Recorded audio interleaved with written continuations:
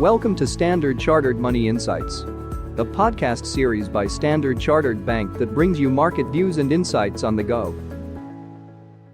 Welcome to Cut to the Chase.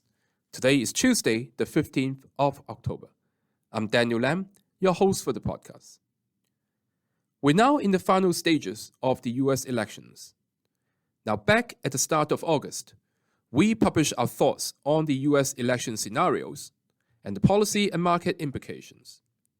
It is quite relevant to revisit those now, especially given the fact that betting markets and election prediction models are showing a more bullish tilt for the Republicans over the past week.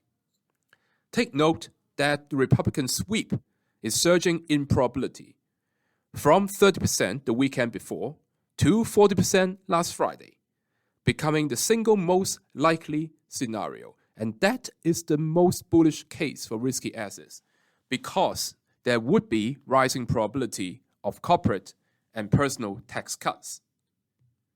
Now, the US election is becoming a positively skewed event for US risk. In a sense, a call option for risky assets to rally. So why do I describe it as such? Well, let's take a look at the other two most likely scenarios. So first of all, a Harris victory with a divided Congress would basically be status quo and hence risk neutral. And if Trump wins, but the Republicans fail to get the House, then the markets would increasingly be focused upon the tariff trades. But in that case, the international ex-US equities would be the ones that is bearing the brunt. Finally, under a Democrat clean sweep scenario, individual tax cuts would likely be allowed to expire, corporate tax cuts would potentially be reversed, and there could be stricter regulations and antitrust measures. However, with the Republicans' strong grip on the Senate, this is also the least likely scenario. So how should investors be positioned? Well, for short-term tactical trades, US banks would be in focus.